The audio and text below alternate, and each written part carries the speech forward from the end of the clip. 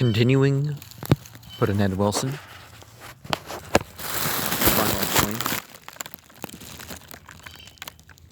Then he blacked his face with burnt cork and put the cork in his pocket.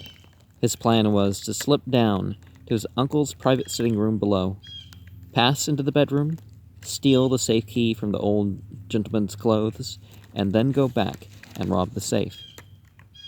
He took his candle up to the start.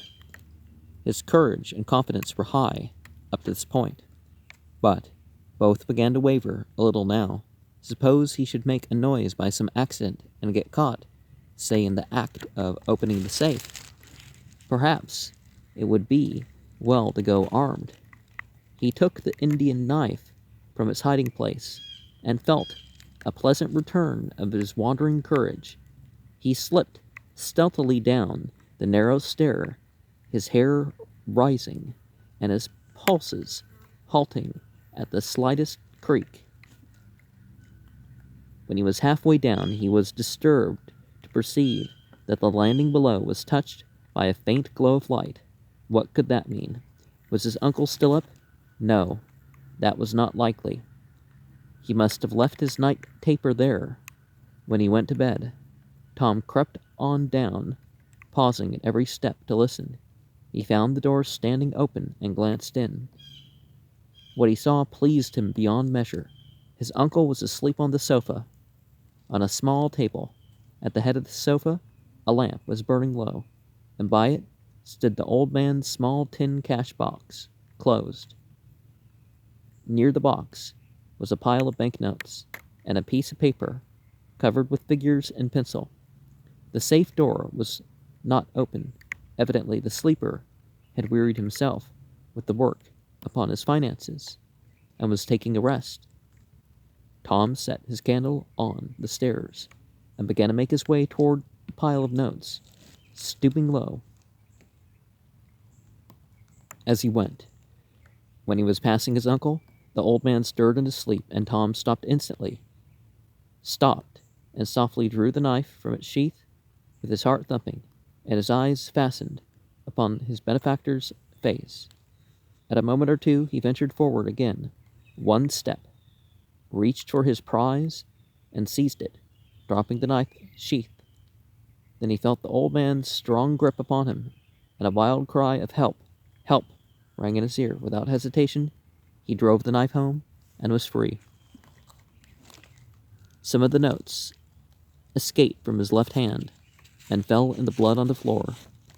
He dropped the knife and snatched them up and started to fly, transferred them to his left hand, and seized the knife again in his fright and confusion, but remembered himself and flung it from him as being a dangerous witness to carry away with him. He jumped for the stair foot and closed the door behind him, and as he snatched his candle and fled upward, the stillness of the night was broken by the sound of urgent footsteps approaching the house. In another moment he was in his room, and the twins were standing aghast over the body of the murdered man. Tom put on his coat, buttoned his hat under it, threw on his suit of girl's clothes, dropped the veil, and blew out his light, locked the room door by which he had just entered, taking the key, and passed through his other door into the back hall, locked that door, and kept the key, then worked his way along in the dark and ascended the back stairs, and was not expecting to meet anybody, for all interest was centered in the other part of the house now. His calculation proved correct. By the time he was passing through the backyard, Miss Pratt, her servants, and a dozen half-dressed neighbors had joined the twins and the dead. The accessions were still arriving at the front door, as Tom, quaking as with the palsy, passed out at the gate. 3 women came flying from the house on the opposite side of the lane. They rushed by him and in at the gate, asking him what the trouble was there, but not waiting for an answer. Tom said to himself, These old maids waited to dress. They did the same thing the night Stevens's house burned down next door. In a few minutes, he was in the haunted house. He lighted a candle and took off his girl clothes. There was blood on him, all down his left side, and his right hand was red with the stains of the blood-stained notes, which he had crushed in it. But otherwise he was free from this sort of evidence. He cleansed his hand on the straw and cleansed most of the smut from his face. And then he burned his male and female attired ashes, scattered the ashes, and put on a disguise proper for a tramp. He blew out his light, went below, and was soon loafing down the river road with the intent to borrow and use one of Roxy's devices. He found a canoe and paddled off downstream, setting the canoe adrift as dawn approached and making his way by land to the next village, where he kept out of sight till a transient steamer came along, and then he took deck passage for St. Louis. He was ill at ease until Dawson's Landing was behind him. Then he said to himself, "All the detectives on Earth couldn't trace me now. There's not a vestige of a clue left in the world. That homicide will take its place with the permanent mysteries, and people won't get done trying to guess out the secret of it for 50 years. In St. Louis, next morning, he read this brief telegram in the papers, dated at Dawson's Landing. Judge Driscoll, an old and respected citizen, was assassinated here about midnight by a profligate Italian nobleman, our barber, on account of a quarrel growing out of a recent election. The assassin will probably be lynched." One of the twins soliloquized Tom. "How lucky. It is the knife that has done him his grave. We never know what fortune is trying to favor us. I actually cursed Pudd'nhead Wilson in my heart for putting it out of my power to sell that knife. I take it back now. Tom was rich and independent. He arranged with the planter and mailed to Wilson the new bill of sale, which sold Roxana to herself. Then he telegraphed his Aunt Pratt, 'Have seen the awful news in the papers, and am almost prostrated with grief. Shall start by packet today. Try to bear up till I come.' When Wilson reached the house of mourning, and had gathered such details as Miss Pratt and the rest of the crowd could tell him, he took command as mayor. He gave orders that nothing should be touched, but everything left as it was until Justice Robinson should arrive and take the proper measures as coroner. He cleared everybody out of the room but the twins and himself. The sheriff soon arrived and took the twins away to jail. Wilson told them to keep heart and promised to do his best in their defense when the case should come to trial. Justice Robinson came presently, and with him Constable Blake. They examined the room thoroughly. They found the knife and the sheath. Wilson noticed that there were fingerprints on the knife handle. That pleased him, for the twins had required the earliest comers to make a scrutiny of their hands and clothes, and neither of these people nor Wilson himself had found any bloodstains upon them. Could there be a possibility that the twins had spoken the truth when they said they found the man dead when they ran into the house in answer to the cry for help? He thought of that mysterious girl at once, but this was not the sort of work for a girl to be engaged in. Well, more and more, right? No matter, Tom Driscoll's room must be examined. After the coroner's jury had viewed the body and its surroundings, Wilson suggested a search upstairs, and he went along. The jury forced an entrance into Tom's room, but found nothing, of course. The coroner's jury found that the homicide was committed by Luigi, and that Angelo was accessory to it. The town was bitter against the unfortunates, and for the first few days after the murder, They were in constant danger of being lynched. The grand jury presently indicted Luigi for murder in the first degree, and Angelo as accessory before the fact. The twins were transferred from the city jail to the county prison to await trial. Wilson examined the finger marks on the knife handle and said to himself, "Neither of the twins made those marks." Then manifestly there was another person concerned, either in his own interest or as hired assassin. But who could it be? That he must try to find out. The safe was not open, the cash box was closed, and had $3,000 in it. The robbery was not the motive. The revenge was. Where had the murdered man an enemy except Luigi? There was but that one person in the world with a deep grudge against him. The mysterious girl. The girl was a great trial to Wilson. If the motive had been robbery, the girl might answer, but there wasn't any girl that would want to take this old man's life for revenge. He had no quarrels with girls. He was a gentleman. Wilson had perfect tracings of the finger marks of the knife handle, and among his glass records he had a great array of fingerprints of the women and girls collected during the last 15 or 18 years, but he scanned them in vain. They successfully withstood every test. Among them were no duplicates of the prints on the knife. The presence of the knife on the stage of murder was a worrying circumstance for Wilson. A week previously, he had as good as admitted to himself that he believed Luigi had possessed such a knife, that he still possessed it notwithstanding his pretense that it had been stolen. And now, here was the knife, and with it the twins. Half the town had said the twins were humbugging when they claimed that they had lost their knife. And now, these people were joyful and said, "I told you so." If their fingerprints had been on the handle, but it was useless to bother any further about that. The fingerprints on the handle were not theirs.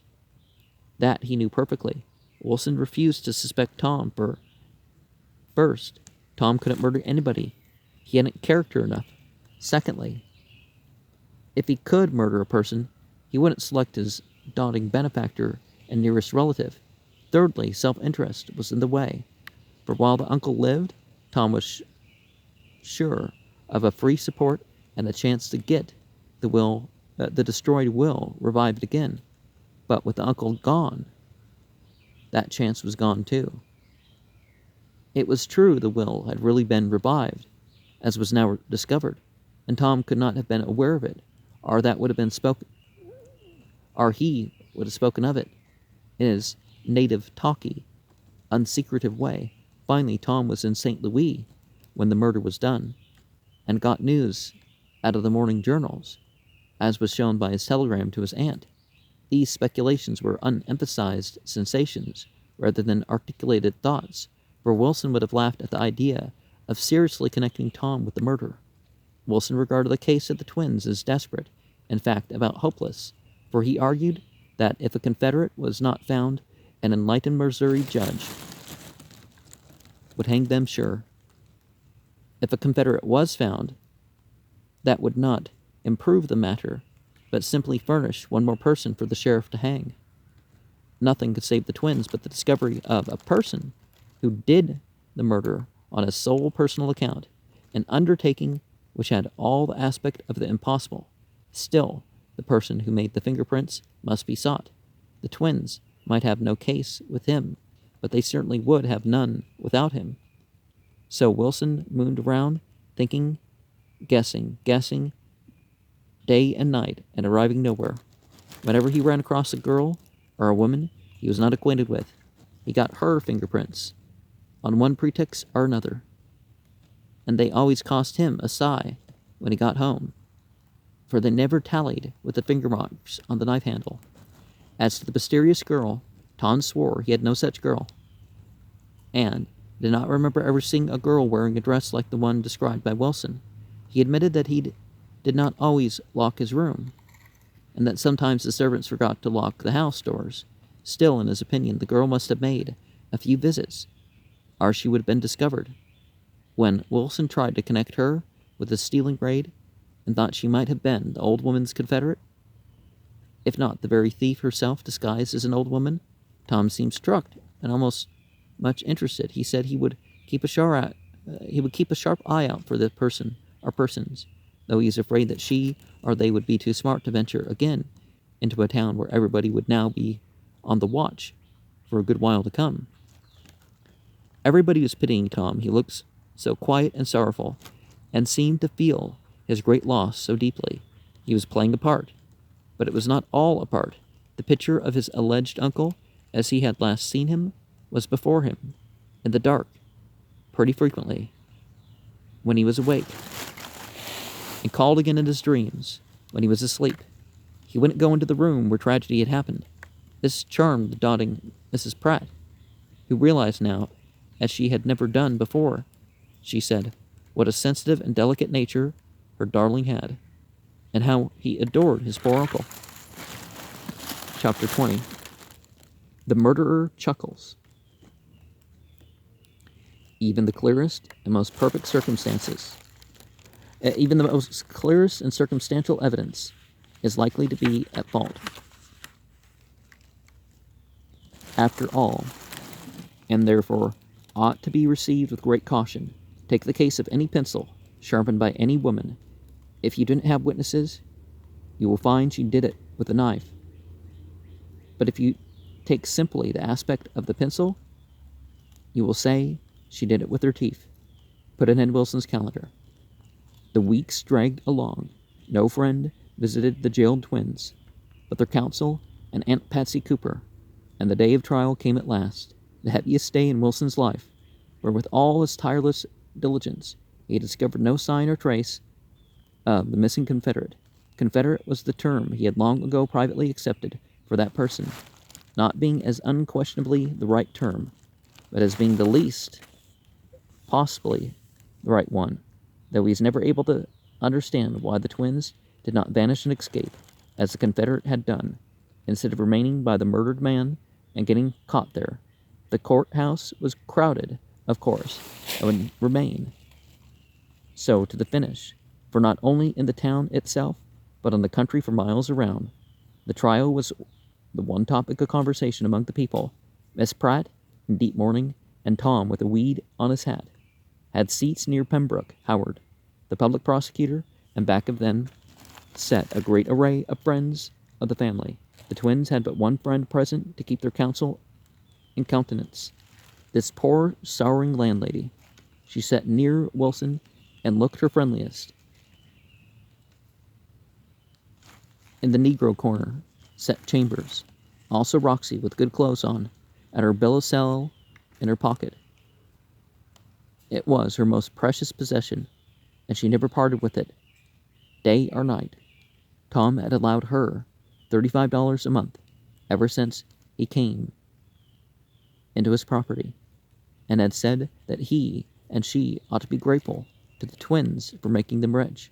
But he had roused such a temper in her by this speech that he did not repeat the argument afterward.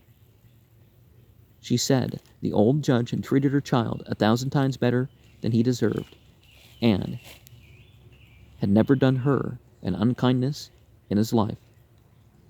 So she hated these outlandish devils for killing him, and shouldn't ever sleep satisfied till she saw them hanged for it. She was here to watch the trial now, and was going to lift up just one hurrah over it if the county judge put her in jail a year for it. She gave her turbaned head a toss and said, "When that verdict comes, I's gwine to lift that roof now, I tell you." Pembroke Howard briefly sketched the state's case. He said he would show by a chain of circumstantial evidence, without a break or fault in it, anywhere, that the principal prisoner at the bar committed the murder, that the motive was partly revenge and partly a desire to take his own life out of jeopardy, and that his brother, by his presence, was a consenting accessory to the crime. Well, I disagree with that sort of idea that if someone's present, then like they're consenting to a crime. A crime which was the basis known to the calendar of human misdeeds. Assassination. that it was conceived of the blackest of hearts and consumed by the cowardliest of hands, a crime which had broken a loving sister's heart, blighted the happiness of a young nephew who was as dear as a son, brought inconsolable grief to many friends, and sorrow and loss to the whole community. The utmost penalty of the outraged law would be exacted, and upon the accused now present at the bar, that penalty would be unquestionably executed. He would reserve further remark until his closing speech. He was strongly moved, and so was the whole house. Miss Pratt and several other women were weeping when he sat down, and many an eye that was full of hate was riveted upon the unhappy prisoners. Witness after witness was called by the state and questioned at length, but the cross-questioning was brief. Wilson knew they could furnish nothing valuable for his side. People were sorry for Pudd'nhead. His budding career would get hurt by this trial. Several witnesses swore they heard Judge Driscoll say in his public speech that the twins would be able to find their lost knife again when they needed it to assassinate somebody with. This was not news, but now it was seen to have been sorrowfully prophetic. A profound sensation quivered through the hushed courtroom when those dismal words were repeated. The public prosecutor rose and said that it was within his knowledge, through a conversation held with Judge Driscoll on the last day of his life, that counsel for the defense had brought him a challenge from the person charged at this bar with murder, that he had refused to fight with a confessed assassin, that is, on the field of honor, but had added significantly that he would be ready for him elsewhere.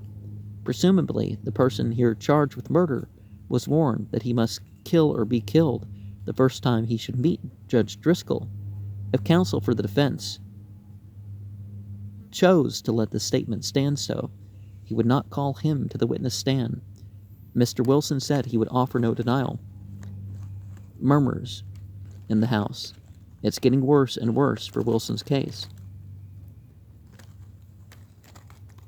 Miss Pratt testified that she heard no outcry and did not know what woke her up, unless it was the sound of rapid footsteps approaching the front door. She jumped up and ran out in the hall just as she was, and heard the footsteps flying up the front steps, and then falling behind her as she ran to the sitting room. There she found the accused standing over her murdered brother. Here she broke down and sobbed. Sensation in the court. Grumbling, she said. The persons entering behind her were Mr. Rogers and Mr. Buckstone. Cross-examined by Wilson, she said, the twins proclaimed their innocence, declaring that they had been taking a walk and had hurried in the house in response to a cry for help, which was so loud and strong that they had heard it at a considerable distance, and they begged her and the gentleman just mentioned to examine their hands and clothes, which was done, and no bloodstains found. Confirmatory evidence followed from Rogers and Buckstone. The finding of the knife was verified. The advertisement, minutely describing it and offering a reward for it, was put in evidence, and its exact correspondence with that description provided. Then followed a few minor details, and the case for the state was closed. Wilson said that he had 3 witnesses: the Mrs. Clarkson, who would testify that they met a veiled young woman leaving Judge Driscoll's premises by the back gate a few minutes after the cries for help were heard, and that their evidence was taken with certain circumstantial evidence, which he would call the court's attention to, would, in his opinion, convince the court that there was still one person concerned in this crime who had not yet been found, and also that a stay of proceedings ought to be granted in justice to his clients until that person should be discovered. As it was late, he would ask leave to defer the examination of his 3 witnesses until the next morning. The crowd poured out of the place and went flocking away in excited groups and couples, taking the events of the season over with vivacity and consuming interest, and everybody seemed to have had a satisfactory and enjoyable day, except the accused, their counsel, and their old lady friend. There was no cheer among these. and no substantial hope. In parting with the twins, Aunt Patsy did attempt a good night, with the joyous pretense of hope and cheer in it, but broke down without finishing. Absolutely secure as Tom considered himself to be, the opening solemnities of the trial nevertheless oppressed him with a vague uneasiness. His being a nature sensitive to even the smallest alarms, but from the moment that the poverty and weakness of Wilson's case lay exposed to the court, he was comfortable once more, even jubilant. He left the courtroom sarcastically, sorry for Wilson.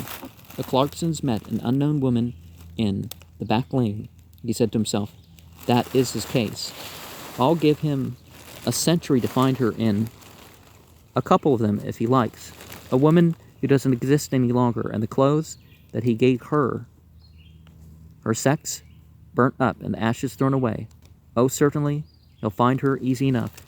This reflection set him to admiring, for the 100th time, the shrewd ingenuities by which he had insured himself against detection,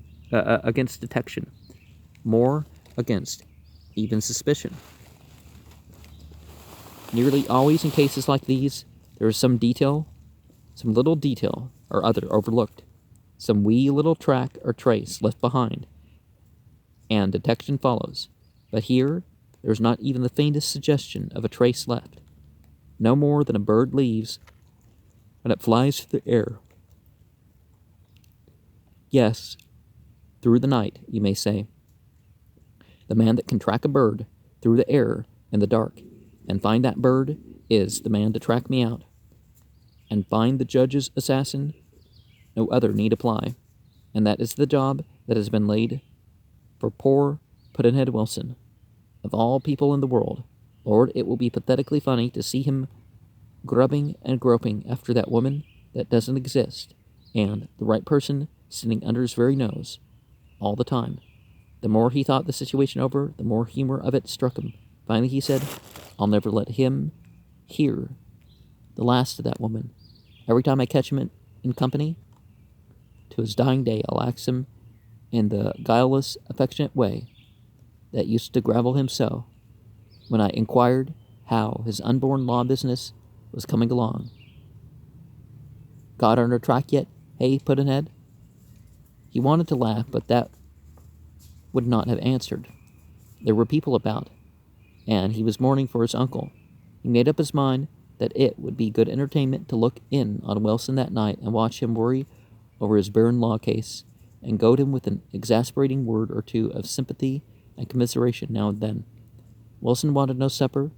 He had no appetite. He got out all the fingerprints of girls and women's in his collection of records and pored gloomily over them an hour or more, trying to convince himself that the troublesome girls' marks were there somewhere and had been overlooked. But it was not so. He drew back his chair, clasped his hands over his head, and gave himself up to dull and arid musings. Tom Driscoll dropped in an hour after dark and said with a pleasant laugh as he took a seat, Hello, we've gone back to the amusements of our days of neglect and obscurity for consolation, have we? And he took up one of the glass strips and held it against the light to inspect it. Come, cheer up, old man. There's no use in losing your grip and going back to this child's play merely because this big sunspot is drifting across your shiny new disk. It'll pass, and you'll be all right again. And he laid the glass down. Did you think you could win always? Oh, no, said Wilson with a sigh. I didn't expect that. But I can't believe Luigi killed your uncle, and I feel very sorry for him. It makes me blue. And you would feel as I do, Tom, if you were not prejudiced against those young fellows. I don't know about that. And Tom's countenance darkened, for his memory reverted to his kicking. I owe them no goodwill, considering the brunette one's treatment of me that night. Prejudice or no prejudice, Pudd'nhead, I don't like them. And when they get their deserts, you're not going to find me sitting on the mourner's bench. He took up another strip of glass and examined. Why, here, old Why, here's old Roxy's label. Are you going to ornament the royal palaces with Negro paw marks too? By the date here, I was 7 months old when this was done, and she was nursing me and her little Negro cub. Oh, I hope I said the other one changed. There's a line straight across her thumbprint. How comes that? And Tom held out a piece of glass to Wilson. Oh, that is common, said the boardman wearily. Scar of a cut or a scratch usually. And he took the strip of glass indifferently and raised it toward the lamp. All the blood sunk suddenly out of his face, and his hand quaked as he gazed at the polished surface before him with the glassy stare of a corpse. Great heavens! What's the matter with you, Wilson? Are you going to faint? Tom sprang for a glass of water and offered it, but Wilson shrank, shuddering from him, and said, No. No. Take it away.